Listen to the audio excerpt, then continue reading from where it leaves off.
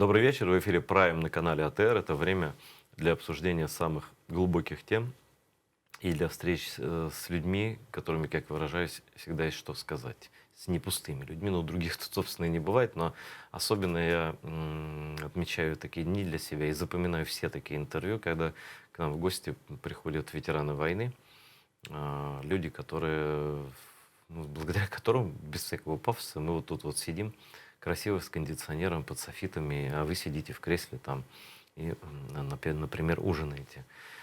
Хотя жизнь тяжелая сейчас, и нас многие смотрят в оккупации, но все-таки мы должны всегда помнить, благодаря кому эта страна существует, и она обязательно будет единой. В этом нет никаких сомнений, нам нужно просто все вместе к этому идти. Сегодня в гостях у меня Юрий Руденко, ветеран войны с Россией, писатель, автор программы «Истории войны», и бывший зенитчик, как я понимаю. Совершенно верно, да. Здравствуйте. Впервые в жизни вижу зенитчика. На самом деле, Никогда не... обычные люди. Обычные Только пушка так. Да. Всегда. Вот.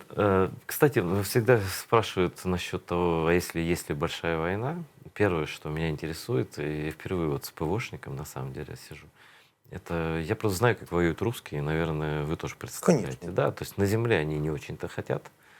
Они первую Чечню поняли, что как бы касаться ногами чужой земли — это дело, такая история опасная для здоровья. Поэтому они бомбят, они стреляют ракетами, они зачищают градами. Ну вот это все, что мы проходили уже. А насколько наша, тем более вы снимаете программу, ну вы знаете, наверное, по-разному, чуть больше в миллион раз, чем я, да?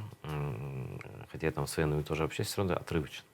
Насколько именно ПВО и насколько воздух у нас закрыт в случае, если им придет в голову, а прийти может вот хоть завтра, хоть сегодня ночью?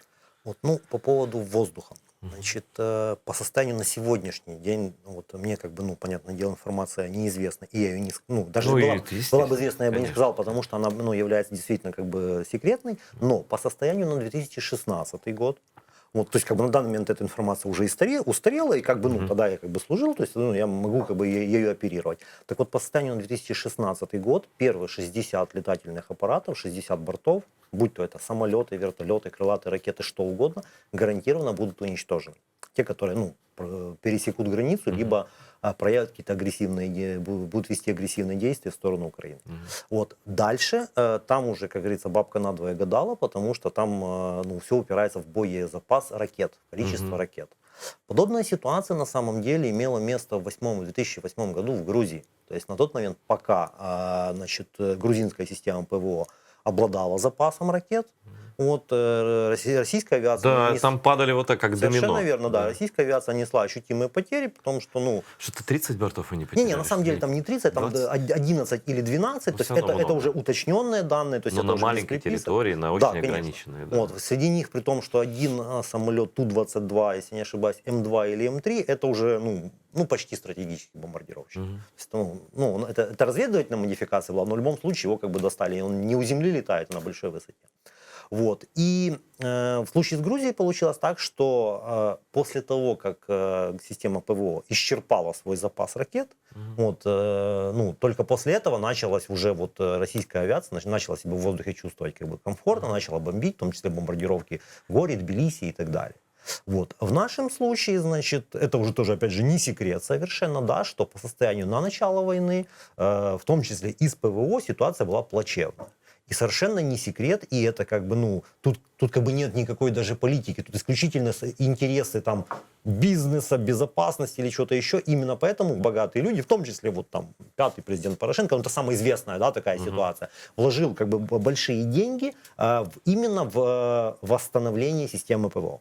То есть на данный момент это подтверждает Министерство обороны, с этого никто не делает тайну. То есть и здесь как бы все логично и просто. Человек имеет на территории Украины бизнес, да, то есть если будет воздушные налеты, то вероятно, что бизнес может пострадать. То есть ему интересно, выгодно, да, то есть и таким в том числе образом этот бизнес защитить. Это было в 2014 году, по состоянию там уже на 2016 год, это уже были государственные программы, выделялось финансирование, то есть, ну, обновление, скажем так, реанимация буквально системы ПВО началась с Киева, ну, с зоны Киева, то есть, которая охраняется от воздушного удара. Вот, и дальше это дело расширялось на, ну, фактически на всю страну. То есть тут, ну, важно понимать, что не вся страна прикрыта таким воздушным зонтиком, да, то есть, вот, а прикрываются обычно ключевые какие-то объекты, или, ну, то есть места, где как бы есть что бомбить. То есть чисто поле нет смысла прикрывать. Которые могут вызывать интерес Совершенно верно. у врага. Вот. Мало того, об этом, ну, как бы, тоже это не секрет совершенно, но об этом так, ну, в СМИ не особо говорят, и гражданские люди этого не знают. Значит, опять же, в том же 2016 году, если я не ошибаюсь, было пересмотрены, скажем так, правила открытия огня, то есть правила применения противовоздушной... Ну, протоколы. Да, совершенно верно. Вот. И если до того что-то летит, там, командир боевой машины или там радиолокационной станции должен позвонить там дежурному оперативному, там дальше звонок в Киев, дальше, ну, сложная, короче говоря, длинная цепочка. Но это процедура мирного времени, скажем да, так. Да, вот. То по состоянию на сейчас, значит, командир боевой машины или там расчета комплекса, он имеет чуть больше полномочий, значит, если пилотируемый летательный аппарат вот, вторгается в воздушное пространство Украины и применяет оружие, то есть, ну, там, бомбит, стреляет, что-то еще. Что угодно делает. Да. Либо высаживает десант, то есть, если он делает вот такие враждебные, как бы, действия, то он подлежит уничтожению без всяческих разговоров, то есть, не надо никуда звонить, там, спрашивать разрешения. Тут даже в штаб свой. Да, конечно. Вот. Значит, если это беспилотный летательный аппарат, нарушает воздушное пространство, там, как бы, ну, вообще без разговоров, то есть, что не прилетело, все подлежит уничтожению. Вот. И в случае, если это пилотируемый летательный аппарат, он залетел, но просто летит, ничего не делает, да, то есть как бы, вот, то тогда, значит, уже начинает, ну, схема усложняется, то есть поднимаются перехватчики, да, и либо выдворяют его, вот, либо принуждают к посадке. Зачем это сделано? Чтобы избежать, опять же, такой, ну, опасности, скажем так, провокации, да, что те же там наши российские не друзья, Но да, запускают пассажирский самолет, совершенно верно. Большой, запросто вот, могут. именно для этого. И вот эта схема, она разработана, то есть как бы командир боевой машины, он защищен фактически, да, то есть в том числе перед законодательством, что у него есть четкий план действий, что, как делать и так далее, и так далее. И, опять же, он несет ответственность, если он там ослушался этого указания. То есть, вот. Тут как бы получается, что влияние человеческого фактора как бы, ну, снижено. Поэтому, в том числе и поэтому, например, опять же, это тоже не секретная совершенно информация, но она в публичном доступе есть. Например, в сентябре 2014 года от приграничных аэродромов, ну, которые близко к границе, вот, было отведено 60 бортов российской авиации, они улетели домой. То есть, ну, что-то, видимо, там посчитали, что как бы воздушное вторжение, возможно, будет, ну, не окупиться, скажем так. Травматично. Да. Вот. И подобная ситуация, как бы она там так или иначе продолжается, ну, по состоянию на сегодняшний день. Ну, я надеюсь, нет, я уверен, что с 2016 года, за 4 года, как вы служили с тех пор, я думаю, что ну, соблазн еще меньше стал. Будем надеяться на то, конечно. Атаковать с воздуха, да. Что сложнее, быть на войне или рассказывать о ней, снимать о ней психологически?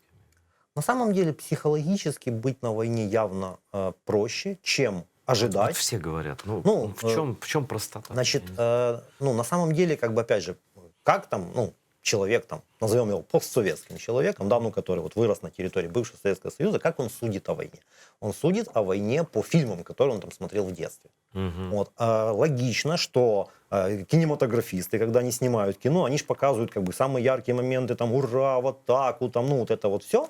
Вот. Никто же не показывает быта, да, там, никто не показывает, что, ну, банально там можно сутки просидеть, как бы ничего не происходит, 2 суток, 10 месяцев, может ничего не происходить. Это не считая разорванных тел, там, жертв. Это даже без жертв. Это как бы, ну, одно дело, когда есть активные боевые действия, там как бы, ну, алгоритм действий достаточно простой, да, нужно выжить и уничтожить противника. А вот когда ничего не происходит, а это фактически 2-я, 3-я линия обороны, это вся работа ПВО на самом-то деле. Нужно всегда быть готовым, там, в считанные секунды открыть огонь, быть, ну... Даже если ничего не происходит. Конечно, как-то отвечать, вот, но при этом, ну, надо такой высокий уровень боеготовности поддерживать в условиях, когда, ну, вокруг там цветочки поют, как бы мирно, красиво и Девушки хорошо. ходят. Ну, в том числе. Вот. И вот это достаточно сложно, потому что, опять же, ну, в моем случае, да, получилось, в зоне АТО я провел 13 месяцев. Вот, и большую часть из этого вот срока, да, это, ну, хорошо, если там это зима, нужно еще бороться с какими-то погодными условиями, да, то есть, ну, ты чем-то постоянно занят. Мгм. Когда у тебя все построено, все налажено, налажен быт, у тебя там, все понятно, приготовления в чем сделаны, идет речь, да. дальше становится, то есть вроде как бы делать нечего, а уйти нельзя. Опять же, а дома там дела какие-то, там, ну, неустроенные, там, дома бизнес загибается, то, пятое, десятое, то есть, ну, и это действительно как бы, психологически, именно физически это очень просто, это как отпуск. То есть для тела это совершенно не является там какой-то проблемой. Можно и поправиться даже. Легко на самом деле, вот. А психологически действительно это сложно. Опять же, человек, который не присутствует в зоне боевых действий, а он где-то, например, там, ну, в центре страны находится или еще где, он смотрит по телевизору, опять же, журналисты, опять же, берут, ну, какие-то яркие моменты, да, то есть сообщают о погибших там, об обстрелах, то есть, соответственно, человек, не находящийся на войне, он себе рисует картинку такого Сталинграда нормального, который он видел, в общем-то, по телевизору, ну, там, в кино. Вот. И, соответственно, краски, грубо говоря, сгущаются. То есть, соответственно, переживать за человека, там, ну, который находится на войне, это очень тяжело, то есть физически. То есть, на самом деле, женам, там, семьям, людей, которые Вот что ты находятся на имеешь в войне, виду. им значительно тяжелее, чем быть там. Вот. И банально и просто, там, вечером ты, там, допустим, забыл позвонить домой, ну, забегался, там, ну, какие-то вообще бытовыми вопросами был занят. Или просто заснул. А там семья плачет. Совершенно верно. А семья уже себе придумала там кучу 52 различных страха и ожидают там не то похоронки, не то там звонка с той стороны, что может в плену. Ну, короче, вот какие-то страшные такие вещи, ну, дофантазируют. Вот. И, ну, вот этот как бы аспект, да, то есть, ну, это фактически боевых действий, да, то есть войны, он, ну, его очень сложно показать по телевизору, ну, действительно, да.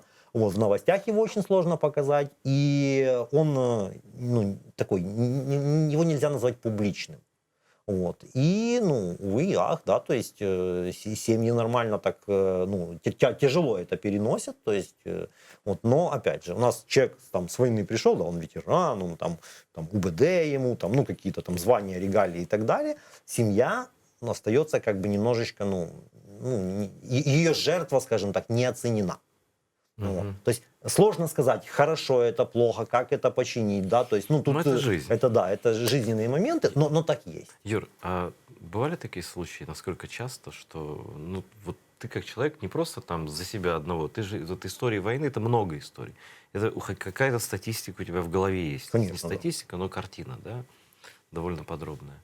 А часто ли такое бывает, что ушел человек на войну, воевал, вернулся, ну, как бы дети так смотрят, что это папа где-то был там, да, поскольку мама им ничего не объяснила или как-то объяснила так, что вот, типа, наш пошел там куда-то, что-то мог тут вот вам построить детскую площадку, пошел вместо этого воевать, да и она уже, в общем, нашла другого себе. На самом деле, ну, такие вот эпизоды есть. Ну, это как бы из этого не стоит делать какой-то даже тайны там или трагедии, потому что важный момент. Значит, часть людей унесли в армию проблемы, нажитые в мирной жизни. То есть кто-то там, ну, пускай там потерял общий язык со второй половинкой, да, то есть, ну, всякое А чаще бывает. всего это до уже как-то. Конечно, так, конечно. нет. Кто-то там пристрастился к алкоголю, бывает такое, то есть тут тоже, ну, скрывать как бы нечего, да. И просто, ну, в экстремальных условиях, а даже, грубо говоря, даже быть там на второй линии, в каком-нибудь штабе, это все равно не домашние условия, то есть это все-таки условия более сложные. И в таких условиях, да, то есть человек, ну, там, все эти пороки повылазили. Вот. Параллельно этим процессом, значит, этот наш герой, да, он там, ну, находится там в армии, да, то есть там, ну, длительное время какое-то. Вот. Так же самое длительное время без него дома находится семья.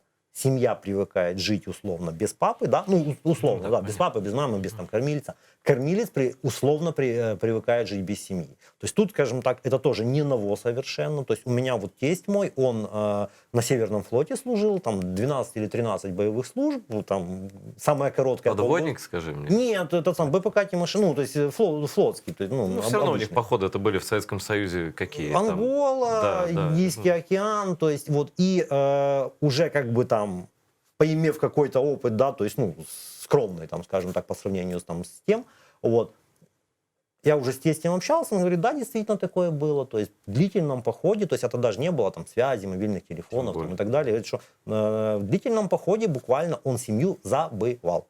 То есть он возвращался, понятное дело, и заново каждый раз приходилось привыкать друг к другу. Потому что, снова-таки, да, то есть мама научилась быть самостоятельной, папа научился быть самостоятельным, да, то есть и это самостоятельные личности, они заново притираются, каждый раз заново. У кого-то получается притереться, вот, и вот у меня, допустим, с женой, да, то есть отношения, наоборот, улучшились, вот, хотя это, было путем таких конфликтов, Переживаний. да, конфликтов таких серьезных, то есть вот, но отношения улучшились. Есть люди, у которых отношения А она просто не хотела, закончились. чтобы ты шел, да? Нет, на самом деле в этом плане я жене очень благодарен, я всегда об этом говорю, то есть когда, стало понятно, что, надо будет как-то в армию идти, вот это еще в 2014 году, то есть вот, у нас был соответствующий разговор, вот, и жена говорит, я приму любое твое решение, вот. То есть ты мужик, да, то есть как бы ты решай. Вот, и это правильно на самом деле, потому что, Тогда человек идет спокойно. совершенно верно, человек идет со спокойной душой, и еще важный момент, да, мы все равно зависим от общественного, скажем так, мнения, да. Если там женщина скажет, женщина, вторая половинка, да, то есть у нас тут и женщины в армию идут, и мужчины идут, то есть вторая половинка скажет, что окей, иди, кто-то обязательно скажет, вот, типа, там, отправила на смерть, вот что-то такое. Или наоборот, да, скажет, нет, не иди, не пускаю. Опять же, кто-то найдется, кто скажет, типа, не пускаешь человека там защищать. То есть, вот, такие вещи. Соответственно, это такая штука, которую там наш герой условный, да, должен принять решение сам, нести за него ответственность самостоятельно, а семье остается только принять. Как ты принял это решение? Вот лично ты сам. Мне было очень просто. То есть, получилось так, что у меня сначала одни друзья пошли, потом другие пошли, то есть я сначала волонтерством занимался, потом там появились первые потери, да, то есть там один погиб, Из второй. личных знакомых. Да. Вот. И как бы тут уже, если это, формулировать, скажем так, красивыми словами, да, то я себе так придумал, что я пойду в армию, чтобы мои там друзья могли вернуться, да, отбыть там свой срок мобилизации, да, и что их нужно заменить. Вот, это такое очень простое объяснение. Но в любом случае, то есть в моем круге как бы это, общение, да, то есть это, можно сказать, было правилом хорошего тона, что ли. Вот, то есть как-то так. А кем ты был до войны? Я бизнесом занимался. Самое смешное, что я устанавливал спутниковые антенны. То есть у меня люди работали. Достаточно такая была, хорошо на ногах организация стояла. И тут важный момент, я опять же тоже очень часто о нем говорю, как бы его ни капли не скрываю. Потому что как только мне пришла повестка, первым делом, что я сделал, я позвонил своему партнеру по бизнесу и говорю, то есть, что, Коля, ты дела примешь, если вдруг что там, пенсию там, семье, там, что-то такое, да, то есть будешь ли ты решать какие-то финансовые вопросы. Вот. Он сказал, что окей, типа я тебя подстрахую, да, и вот дальше уже, опять же, со спокойной душой я уже пошел с женой разговаривать, там, с родителями, там, и собираться вообще, собственно говоря, в армию. Важно, если бы, да, то есть мне там мой партнер сказал, что нет, типа я твои финансовые вопросы за тебя решать не буду, то, увы и ах, как бы это там, может быть, некрасиво бы не звучало, я бы в армию не пошел, потому что мне, как бы есть семья, которую нужно кормить, банально. Вот. То есть и тут, это тоже очень важный момент на самом деле, то есть потому что, опять же, сам механизм мобилизации, да, то есть вот Украина унаследовала от Советского Союза, но только разница в том, что в Советском Союзе, в общем-то, большинство людей работало на государственных предприятиях, да, и то есть человека мобилизовали, ему там что-то там государственное предприятие платит. Вот. У нас же сейчас очень много, наоборот, бизнеса, маленького, частного, вот, и там большое количество людей, которые были частными предпринимателями, когда они пошли там на войну, да, там, в армию, на войну, им же, их бизнес-то и прекратил работу, и зарплату, соответственно, им никто не платил. То есть это тоже важный момент. Да, как семья выживала. Если, допустим, жена родила там 2 детей или одного даже, и сидит с ребенком, муж ушел, бизнес заглох. Вот, собственно говоря, то есть, опять же, да, то есть и каждый как бы человек, собираясь только на войну, да, там, в армию, на войну, то есть, как угодно, в поход даже, да, он должен думать и об этом тоже. То есть это такой, как бы выбор, можно сказать, многоэтажный и далеко не на первом тут, не на первом месте патриотизм какой-то, да. Вот. То есть он играет роль, вопросов нет, но патриотизм этот должен быть подкреплен какими-то еще там банально возможностями. Но это твой личный опыт. А вообще, что мотивировало людей идти воевать, большинство? Ну, во-первых, я вам так скажу, что обида. Большая очень обида. И это вот опять же на примере моего тестя видно.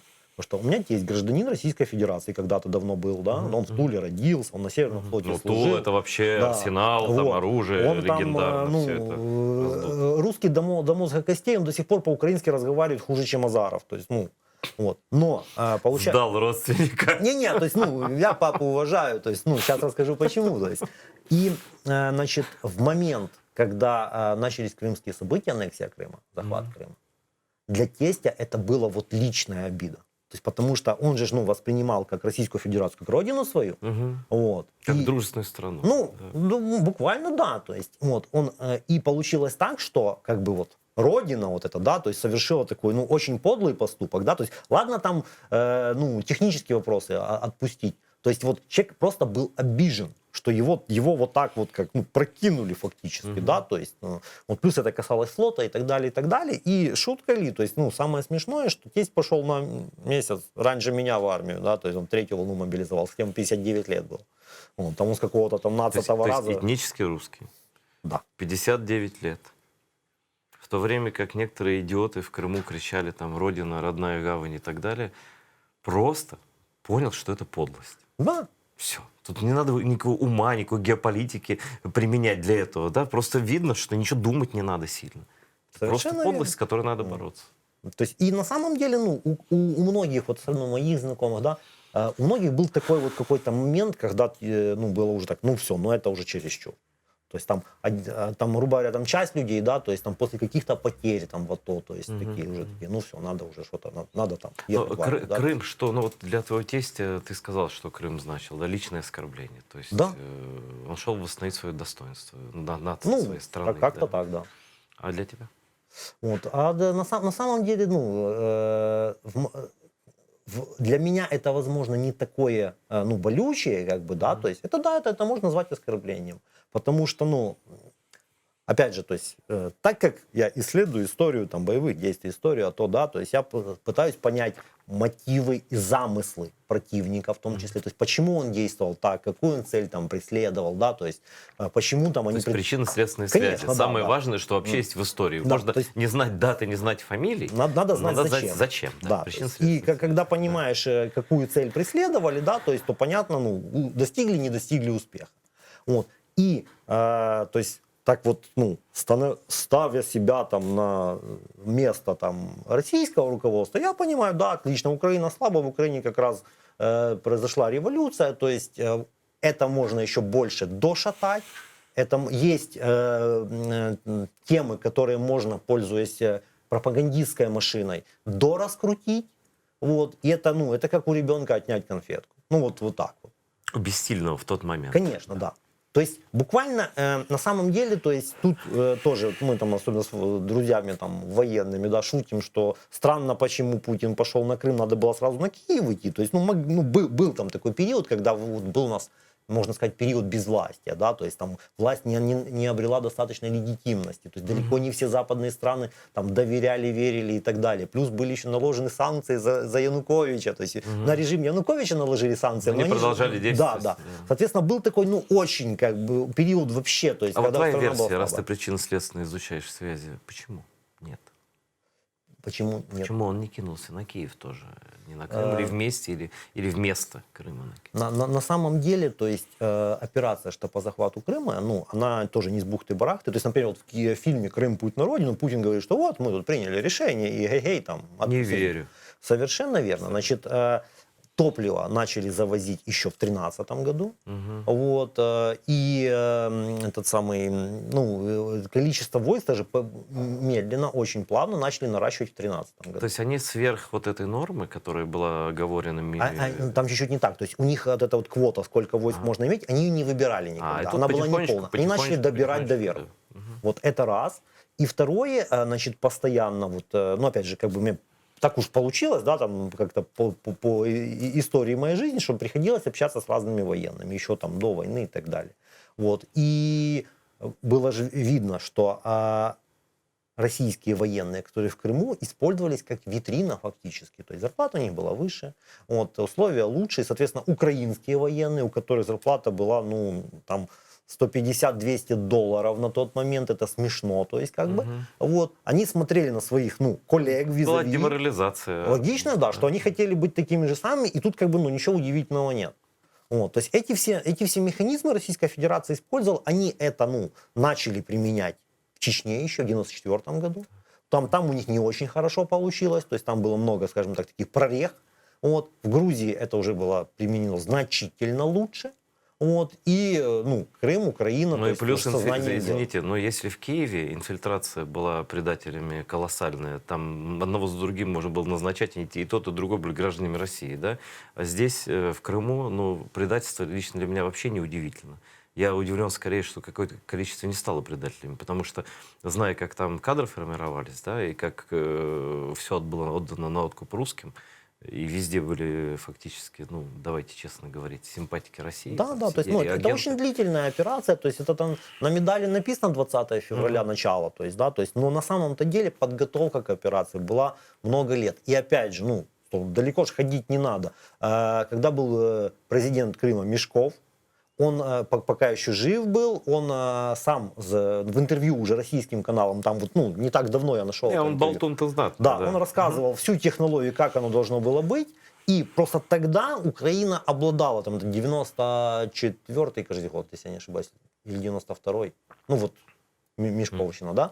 Вот. На тот момент Украина обладала силами, то есть ввести войска там. И довести... Россия тогда, тогдашняя ельцинская Россия, не обладала решимостью выводить свои войска и воевать, и делать Конечно. то, что они сделали Плюс, потом опять в же, 14. они еще были параллельно заняты в Чечне, то есть, ну, Ну, в том-то и дело, тогда да, был другой баланс сил, да, и Украина фактически смогла отстоять. То есть, хотя, ну, тогда... Кстати, а ты как думаешь, что это действительно ценой Чечни было, да? То есть Ну, в какой-то мере? В какой-то мере, да. Вот. То есть, в любом случае, как бы, ну, даже для такой большой Я об этом страны, не как думал. Российская Спасибо, Федерация, что сказал. Я об этом вот, не думал. ну, Действительно, да. даже для такой большой страны, как Российская Федерация, как бы война на два фронта, чисто вот территориально разнесенных достаточно там далеко, то есть все-таки это далеко, вот, это сложно. Плюс, опять же, там при Ельцине еще Россия пыталась играться в демократию. Ну да, типа там мы только с терроризмом боремся, это такую открытую агрессию против Украины у них бы не хватило, так сказать, Да, духу. Да. Вот. Ну и Украина, опять же, ну если по состоянию на там тоже 20 февраля 2014 года количество боеготовых солдат в Украине насчитывало 6 тысяч, 146 подразделений, да, то есть в которых есть люди, которые что-то хотят и умеют делать. И вот в этих 146 подразделениях всего можно было насобирать 6 тысяч человек. Но учитывая еще и моральный дух. Не, ну это такие еще більш-менш да? нормальные, да, то есть там армия по документам была порядка 100 тысяч. Не, ну смотри, ну в Крыму все-таки численно, ну, хватило бы для того, чтобы переправу перекрыть, там дороги перекрыть, что-то. Но тут уже вступает в силу, наверное, другое. Мотивация. Тут вступает в силу сразу несколько факторов. Действительно мотивация, ну, потому что, опять же, 36-я бригада береговой обороны, то есть самый боеготовый формирование на территории Крыма. Вот, командир, забыл, как командира зовут, но не суть важно, да, то есть он предал. То есть військове телебачення сняли об этом очень толковый фильм, называется «Крым оточен не зрадою». То есть, вот, и там, ну, получилось так, что командир части, то есть, сдал часть без боя. Хотя младшие офицеры хотели там сражаться, как-то бороться, у них там какое-то время это получалось. Вот о чем тогда говорить. И получается, что тут, ну, опять же, это все открытые источники, это никакая не тайна, не секрет. Значит, российские спецслужбы в том числе повреждали связь, чтобы приказ не доходил. Военному не пришел приказ, то есть, ну, он потерянный сидит. Да, в установленной форме. Он, соответственно, там, ну, начинает думать. То есть военному думать как бы не всегда нужно, да, то есть ему надо четкие инструкции. Вот. И получилось так, что это Путин лично подтверждает, опять же, в этом чудесном фильме «Крым, путь на родину». Не, он там все, он там полный приговор описал. Вот. Просто, ну, чем интересен, собственно говоря, этот фильм, потому что он в 2015 году снимался, точнее, даже в 2014. На тот момент россияне, да... Не признавали, что они там. Не в том дело. Они даже, ну, они надеялись на скорую победу вообще. И тогда уже ничего объяснять не Да, победители не судят, соответственно, они там и не выдумывали никаких сказок. Вот, а потом получилось так, что, ну... Нет, ты посмотри, Путин, он признался в том, что там его войска только лишь через год в интервью, когда была у него большая пресс-конференция, когда Роман Цымбалюк спросил напрямую, и тогда он сказал, ну что ж скрывать, типа, да, там были наши войска, Ну да, да. которые охраняли там мирное население, ну такое, да. Хотя на самом деле, то есть, ну, на солдата шевроны появились после референдума 16 марта. То есть вот, с кармана достал, повесил, все, я уже не самооборона, а российский солдат. Ну, то есть, вот, все знали, все понимали. И получается, что здесь была комбинация. То есть военных действий, ну, это можно назвать военными действиями, да, действиями армии, и комбинация действий СМИ, там, политиков, там, пророссийских политиков. Мгм. Это, собственно, и есть та гибридная война, о которой все А вот говорят. если вот ты вот как такой своеобразный летописец этой войны, вот если бы ты начал писать учебник, а вот это, она правда не закончилась, и толщина и количество томов в этой книге Ну да. совершенно непонятно, но с какой бы даты такой ты начал отсчет этой именно гибридной войны? Ну, в данном случае получается, что что-то наподобие учебника я уже написал. Да, есть. Я Вот, знаю, да, я вот, просто да. не читал, поэтому Ну, спрашиваю. то есть, Да. и получается, что там начало, Мгм. все-таки 20 февраля 2014 года, вот, но в процессе, скажем так, повествования, да, есть отсылки к таким же событиям, там, Грузия, 8-й год, такие же события, тот же Крым, там, вот, То есть они 92-94. отрабатывали элементы вот этой спецоперации, Да, они да, да. отрабатывали в разных местах. Вот. Ну, частично. они фактически один и тот же как бы вариант пробовали неоднократно, и вот, ну, и логично, что его, если несколько раз пробовать, то он получается все лучше и лучше. Вот. И случай с Украиной, он действительно получился весьма неплох, вот, как для, ну, исполнения Российской Федерации. Единственное, что, опять же, как бы Украине повезло, что Украина все-таки побольше, чем Грузия, да, там, вот она, ну, у нее еще что-то там осталось, какие-то запасы, там, в том числе Советского Союза и так далее, то есть и население достаточно большое, то есть логично, что если население есть, да, хотя бы 30 миллионов, ну хотя бы миллион какой-то, да, будет там, ну, активно себя вести, да, то есть... Ну, там, миллион — это огромная армия, конечно. не, ну, я тут не говорю не только об армии, да, то есть там понимаю, волонтеры и так далее, сопротивляются, да, которые каким-то люди, да. образом И сопротивляются. эти люди мотивированы, в отличие там, от людей, которые там из Забайкалья приехали и думали, что тут сейчас все сдадутся. Им же как по телевизору объясняли просто. Я же в тот момент там жил. Украинцы страдают от хунты. Майдан, фашисты, вся Да, да. Украина ждет русского. Вот посмотрите, Крым, значит, вся Украина ждет русского солдата. И как только ты зайдешь туда, у тебя будет каравай, водка, млеко, яйки, все, да. Но оказалось все немножко не так. Вот они как-то, мне кажется, это психологически эту войну немножко не... И сам, наверное, Путин до конца не осознавал, с кем он будет воевать. Наверное, все-таки вот эта их бравурность, она до сих пор, кстати. Украина сдастся в случае войны за 2 недели до Киева, вот это все. Они сами себя как-то немножко загипнотизировали, и Путина, мне кажется, тоже в это дело Возможно, погрузили. возможно. То есть, ну, в любом случае, опять же, это все, ну, как бы, это все придумал, наверное, дедушка Геббельс, а может еще и раньше. То есть, надо врага там демонизировать, надо при этом его же, ну, как показать какого-то нездебного, да, то есть, ну, чтобы там свой солдат не боялся с ним воевать, да, вот. И все, то есть, как бы, если врага назвать там, что он детей ест, да, то есть, то как бы солдат будешь свой, да, воевать за правое дело. Ну, не там. жалко таких, конечно. Да, да. Ну, вот. То есть это, ну, это достаточно стандартные технологии, просто что в случае... Они же никогда, Юр, не воевали, не говорили, что мы будем воевать с украинцами. Они же говорили всегда с фашистами, с Конечно, бандеровцами, конечно. да. Вот. При этом, допустим, вот совершенно недавно, на днях ездил в Днепр на презентацию, и там с человеком общался, то есть он в плену Книжку сидел. презентовал? Да, да. Вот. Скажи, И, как книга называется? чтобы люди знали. это уже третья моя. Все три можешь назвать. var.ru, то есть война.ру, Россия, Украина. Ну, как старый заголовочник, хочу тебе сказать, что прекрасная. Ну, вот. И, ну, а первые две это примерно то же самое, ну, в такой художественной форме, там, «Психи двух морей», «Свет и кирпич», но это Да-да, такое... а психи, псих ты имел в виду, что только сумасшедший может воевать с Россией, да? Да, да.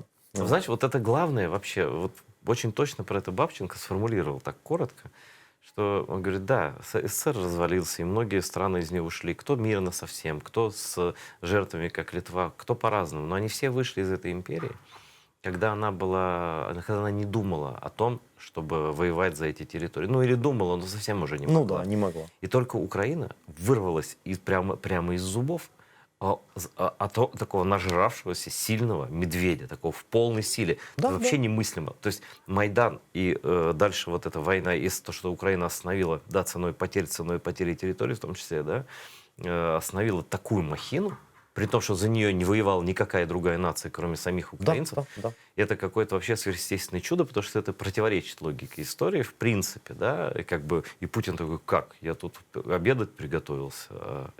А не получилось. Да. Вот, действительно так оно и есть. То есть, и вот, ну, возвращаясь к фашистам, то, собственно говоря. Этот товарищ был в плену, то есть, и он там рассказывал пару моментов, и, говорит, допрашивает его там какой-то там ополченец, условно, да, весь, говорит, свастиками забитый. Вот. Но фашистом называет его. То есть, это он такой, у меня свастика, я не фашист, а ты фашист. Типа, то есть, такие тоже были потешные эпизоды. Вот. И это все происходило с нами здесь. Много чего ты весело все рассказываешь. Об этом достаточно сложно. Если об этом говорить постоянно грустно, да, то можно разум потерять. Потому что, но истории войны, они же в основном, конечно, страшные. Не, на самом деле есть и страшные, есть и веселые, и, опять же, то есть, тут следует понимать, да, что если там от чего-то страдает противник, то противнику грустно, а нам весело. То есть, это возможно, такой военный немножечко юмор, да, там, но он существует. Вот. И наоборот, да, то есть так же самое, когда у нас там потери, да, противник тоже, он там веселится. То есть это тоже как бы, это следует понимать. Вот. И так вот, по-честному, да, то есть, когда там еще год-два назад, да, там я там разбираю какой-то очередной эпизод, да, то есть там видео смотрю, то есть, а там еще, если там 14-15 год, то российские боевики, и солдаты, и боевики, и местные, там кто угодно, они не стеснялись снимать и военные преступления, и пытки, там что угодно. То есть, опять же, по той же причине. Себя документировали. Они надеялись на скорую победу, а победители не судят. То есть, после была чем больше ты себе орденов навесишь заранее, героем станешь, да. Да. И, логично, да, что как бы приятного мало в такое дело отсматривать, то есть, а по состоянию сейчас у меня уже 4-летний опыт колупания в этом всем, то есть, знаете, как хирурги же тоже, как бы, ребята такие со специфическим юмором. Да, и патологоанатомы, то есть, это вот, в определенной мере, да, то есть, это какое-то, можно назвать, профессиональное выгорание, что ли, там, деформация, даже скорее деформация. Вот. Но в любом случае, то есть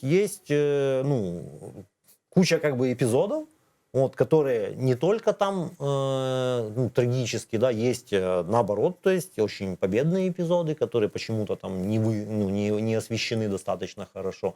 Есть смешные эпизоды. Юра, я не знаю, сколько лет твоим детям или ребенку, но как ты ребенку или детям рассказываешь о войне? Вот штука в том, что у меня лично с детьми пока еще не сложилось, то есть...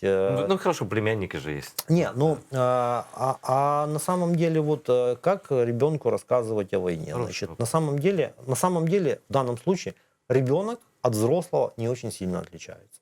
Потому что есть люди, которых война так или иначе коснулась.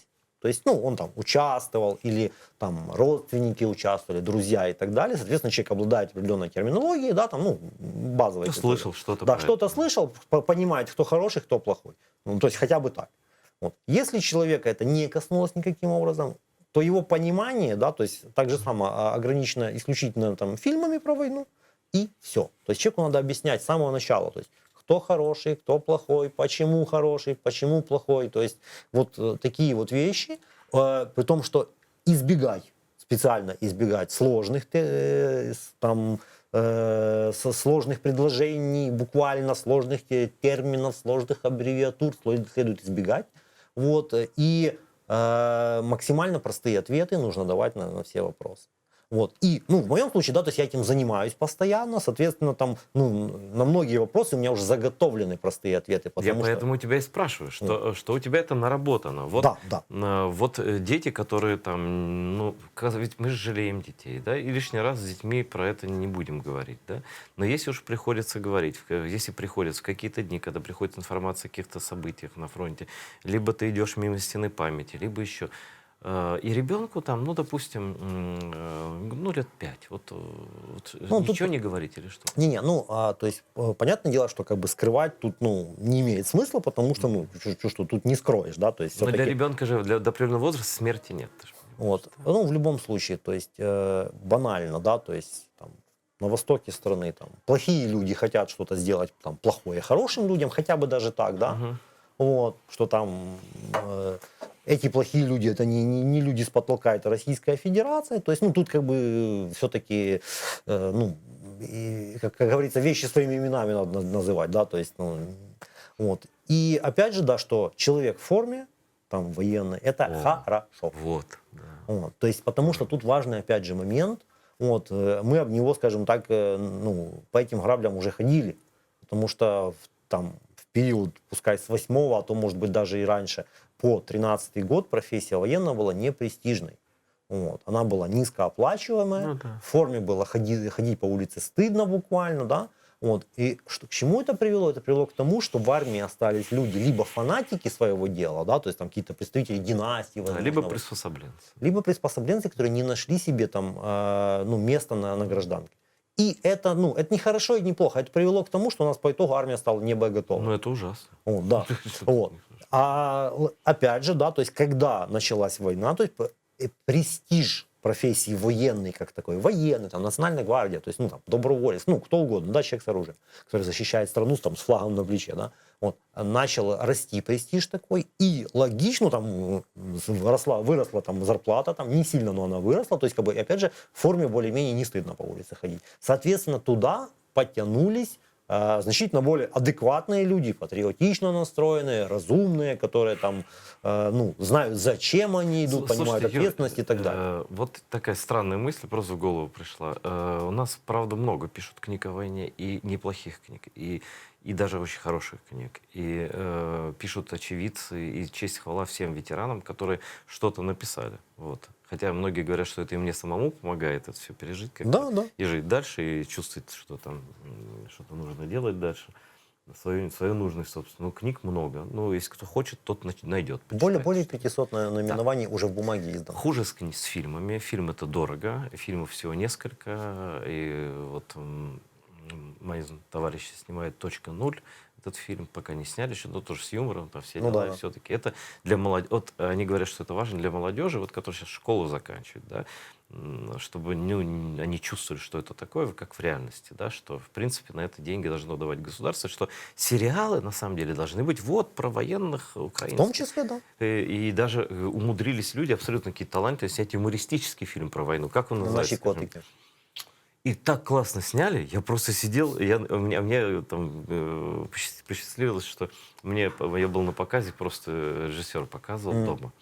Еще не доделанный. Ну, я просто был в полном восторге. Не знал, что можно снять. Я не знал, нет такого таланта снять смешно про войну, да? Вот, и при этом патриотично, смешно и так далее. Но вот мне кажется, какая-то самая маленькая возрастная группа у нас не очень охвачена. На самом деле не совсем. Да? Сейчас Есть расскажу. что-то для Да, малышей? Да, прям? действительно есть. Значит, тут как бы, ну, опять же, о книгах я могу так достаточно профессионально говорить, потому что, ну, кто в Киеве живет, тут точно, наверное, знает, если кто читает и в Киеве живет, да, то есть в 2019 году впервые стартовал так называемый ветеранский намет на книжном арсенале. Так, ну, конечно, я всегда Вот, то есть, ну, я там фактически как этот лицо фирмы, да, то есть, ну, главный консультант, грубо говоря. Значит, вот по состоянию на сегодняшний день более 500 наименований издано в бумаге.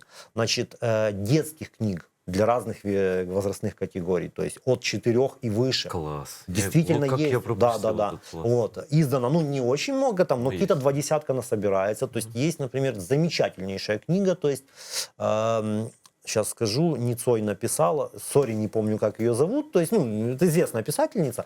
Там вообще, ну, есть плохие муравьи, есть хорошие муравьи. Только плохие муравьи почему-то в российской форме, а хорошие Серьезно, в нашей. да? Да, нарисовано великолепно. То есть, и там у них там что-то типа Майдана, то есть там у них российские журналисты нарисованы, опять же, плохие муравьи там с надписью «пресса», то есть, ну, и все обрисовано в доступной для детей форме, но при этом, как бы, да, то есть хорошие люди имеют атрибуты и ознаки, признаки как бы Украины, украинской армии, флаги украинские носят, да. Плохие герои там имеют как бы атрибуты российской армии, там, российского, ну, журналистов и так далее. То есть это там для вообще самых маленьких. То есть потому что там книжка, ну, там можно не только читать, там, ну, очень графическая работа отлично сделана. То есть, ну, там смело, с вниманием к деталям, цвета тельняшек Класно. даже. Подякуємо пані Ларисі, що Да, Да, она да, так да. и Ну, забыла. очень крутая книжка, то есть и, там есть для среднего возраста, да, там Виталий Запека Цуцик, то есть погляд на на війну очима собаки.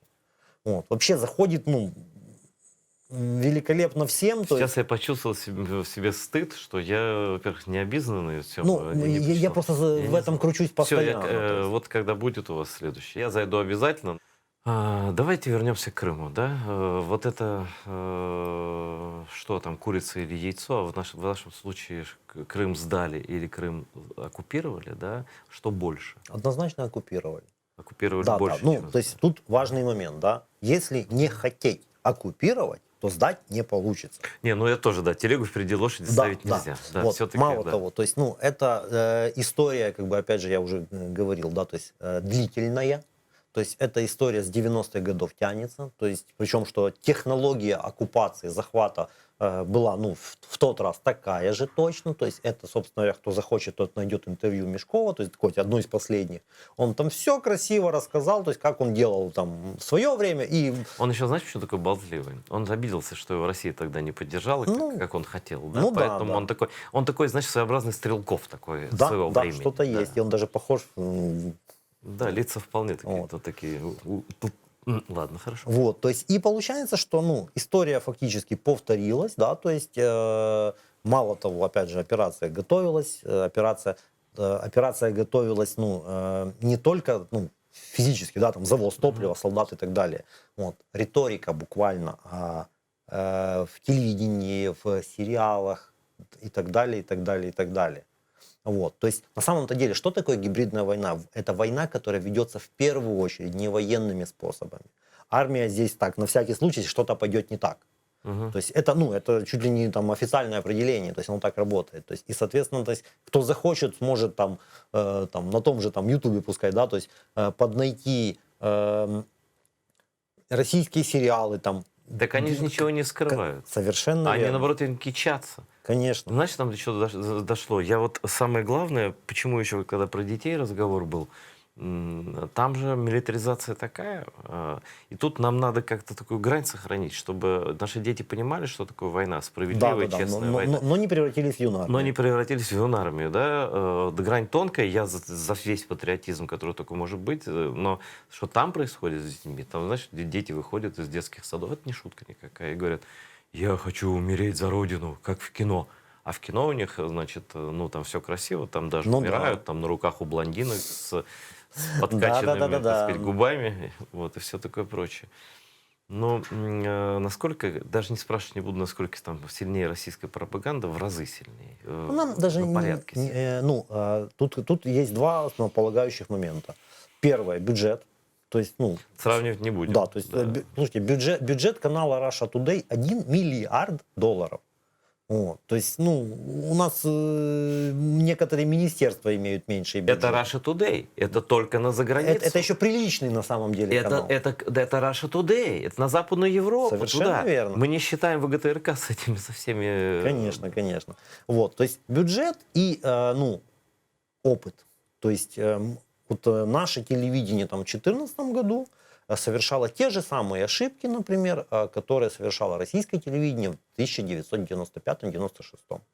Потому что, ну, если вот там, опять же, это на Ютубе точно до сих пор сохранилось, я периодически туда как бы там это дело изучаю, да, там тоже было, что там, как вот это у нас, Влада злывая патриотив, да, у них там тоже было такое, что там плохой Ельцин там похоронил пацанов туда-сюда, то есть журналисты, некоторые журналисты, которые до сих пор работают, российские, да, которые сейчас такие пропагандисты матерые, то есть тот же Сладков, например, вот, тогда молодой был такой Я зеленый. знаю Сашечку. Да. Ну вот, то есть Такой герой был. тогда бегал там по тому Грозному и, ну, там критиковал власть, на чем свет стоит, как бы, да, то есть. Вот. Сейчас ровненько стоит Конечно, в строю. конечно. Животик подобрал, там ну, все такое.